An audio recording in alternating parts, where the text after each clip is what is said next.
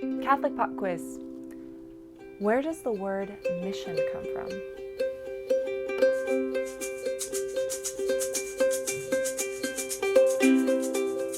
Hi, I'm Natalie, and this is the Ezer Project.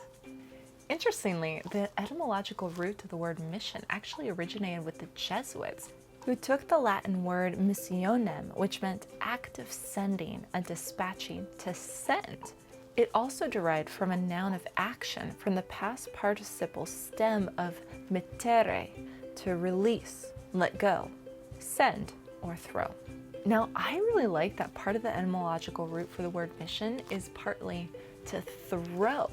When I was in high school, I was actually a fast pitch softball pitcher, and I'm not going to prove it to you because I don't really want to intimidate you with how awesome my skills are after being 15 years out of practice.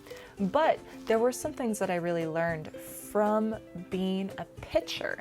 Now, when you're pitching in softball, every single muscle group in your body needs to work synergistically if you are going to hit your target. Literally, your hips have to pop at the same moment that your wrist is snapping, just at the same moment that you're launching off the pitcher's mound with your foot pointed at precisely this angle in order to be able to hit exactly the target that you are aiming at. Every component works together. And most importantly, the pitcher actually has to have that missio. She actually has to know where she is sending the ball and to have an accurate target for which she is aiming. Very similar things happen in ministry, and it's why I think that we can use pitching as an example for why mission statements are so important. They give you and your team work together among a ministry which has many different components, all of which need to work synergistically towards aiming and targeting resources towards accomplishing one common mission or goal. A very helpful tool to do that would be to define a mission statement. And I have provided a worksheet that can help you to write a workable and usable mission statement. The link is included below, but I'm going to give you 10 tips on how to write a mission statement that does help your team target their resources as efficiently as possible. Ready? Let's go. Tip number 1. Now, if you've been watching any of these training videos, you probably already know what's coming, but it's the most important thing and you have to do it. You must pray. This is not your ministry. This is God's ministry. What is the mission that He wants you to go on? Go take some time in prayer, go listen to Him, and keep going back to prayer because the answer to this question is only going to be found in Him. Tip number 2. Now, there's a possibility that in prayer, God's divine light might just flood you with instant inspiration and that you can just go and jog down a quick mission statement. But honestly, writing down a quality and workable mission statement is going to take time. It can take days, months, or even years. And frankly, you could probably just go off and spend 15 minutes and write something down really quickly. But does that quick, rushed mission statement really get down to the core of what the ministry does? Having a mission statement that does not reflect the reality of what the ministry does is useless. And that's why these take time. You need to discern correctly what God is calling you to do. So give yourself that time, give yourself that space, be prepared to be patient, and be prepared to work hard in order to get this right. All right, so if writing a mission statement's so hard, then you probably want to get a whole committee of people to help you write it, right? No. Here's what I would recommend. Identify key people, such as your boss, staff, volunteers, participants. Ask them for their input and their advice on what the mission, on what the ministry does. But invite them in as advisors only, because if you invite a group of people into a committee in order to discern a mission statement, this is what is going to happen.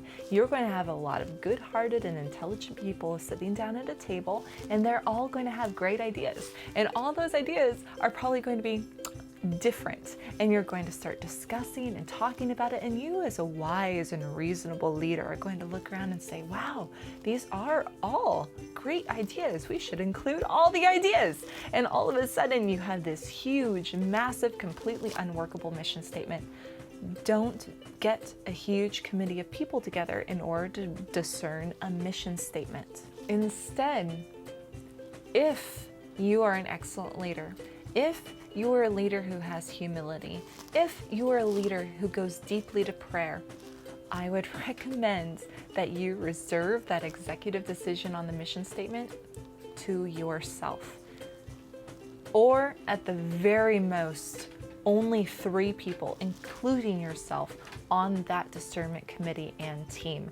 The reason why is because the more people and the more input that you have, the harder and harder and harder it is going to be to narrow down a clear, concise statement. So get input, get advice, but reserve executive decision making to either yourself or only 3 people, no more. Tip number 4, simplicity. The mission statement must be simple, and this is why. It's because all the people who are going to be participating in this ministry are very busy. They're trying to decide what to have for dinner tonight. They're thinking about who's driving the kids to what program and event. They might even be having internal debates about the zombie apocalypse and wondering if such a horrible thing were to happen, who they would invite onto their zombie survival team. They have a lot of things that they're thinking and processing and working through, and they're not stupid, but they need something that is simple and clear to remember. So mission statements should never be more than 10 words, 3 to 10 words. If you have more than 15 words in your mission statement, it is too long. Go back to the drawing board. Aim 3 to 10 words, and that is it. Tip number 5, action words. Remember, a mission is about throwing your team towards a common goal. You need action words. Resist the temptation to write down your values in your mission statement. And values are important. In fact, we have whole training videos on writing value statements because they really get to the heart of who you are as a ministry. But mission statements are not the place to wax sentimental about the Eucharist. They're not the place to talk about how much you love Jesus. Mission statements are about action. They answer the question, what do we do in ministry? The worksheet that I have provided has over 100 action words that you can use in order to start brainstorming what it is that you do. No, it's not an exhaustive list. It's just supposed to help you get started on this process. Those 3 to 10 words that you are using to describe your mission statement needs to be full of action words. What does the ministry do? Tip number 6, you might find it helpful to identify the group of people that you serve, also known as a target market, in your mission statement. This can help provide direction towards whom the action is being made. However, you still need to keep your mission statement between 3 and 10 words, even if you are including that group of people in there. Tip number 7. I would avoid naming a specific program, activity, or event in the mission statement, and this is why. You want flexibility in the future to change direction. Instead, get to the essence or the core of what that activity is. For instance, if you were into fundraising ministry and one of the grants that you help provide is known as Howard's Grant of Happiness, don't write that into the mission statement by saying providing for Howard's Grant of Happiness, because what if 5 years from now the team decides that that particular grant no longer serves the true mission of the group? Instead, maybe you could say something along the lines of making dreams possible through financial assistance, because you can still provide for Howard's Grant of Happiness, but it also gives you the flexibility in the future to change direction or strategy if it becomes necessary, and it still identifies the primary mission. Tip number 8. If you're a leader trying to make an executive decision on a mission statement and you already have gotten the input and advice from all your staff and participants, but you're just struggling because frankly you failed at English in high school, Then find a poet. Find somebody who's amazing at words and delegate that responsibility to them. Ask them to write up 10 or 15 short, different statements that reflect on all that input and advice that you've received. Maybe have them watch this training video so that they get a grasp of what they're aiming for.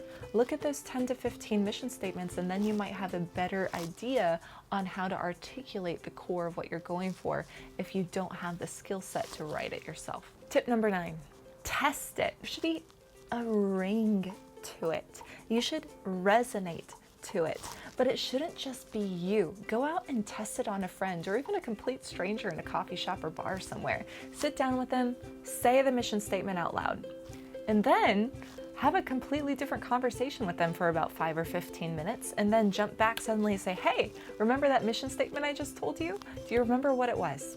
They should not only be able to repeat it, they should be able to understand what it is that your ministry is doing. That's a good test of a great mission statement, when somebody who's completely unrelated to the ministry remembers and knows what you are doing. Tip number 10, once you have that mission statement, everybody needs to know it. Go communicate it to everybody. Every staff meeting, bring it up, because this is where you're making decisions from. Every decision that you make needs to go back to this core. What is it that we do? Does this event or program activity that we are doing actually hold true to the core of what we are? Put it up on the office wall, put it on your business cards, put it on a web page, get a tattoo. Remember this mission statement. It's part of the core of the ministry and who you are, and it's useless if you're not using it. All right, bonus tip. Mission statements are hard. They don't appear to be hard because they're so deceptively simple, but don't get discouraged. Keep trying, work hard to get it right. Aim for quality, because if you get it right, here are the 4 ways that mission statements are really going to be able to help you and your team in moving that mission forward. You will be able to better discern the direction of your ministry. You will be able to cut out ineffective programs that don't serve the mission. You will increase your communication with your boss, your staff, donors, and participants. And you will be able to use this mission statement to start recruiting the rock star team of people holier and smarter than you in order to help you move forward in the mission. Good luck! I would love to hear your thoughts about this process and how it went for you. Comment below, reach out to us at the Ezer Project, and don't forget to like us on Facebook and subscribe on YouTube. I'm praying for you, and I'm so grateful for everything that you are doing in order to serve Jesus. I'll see you next week.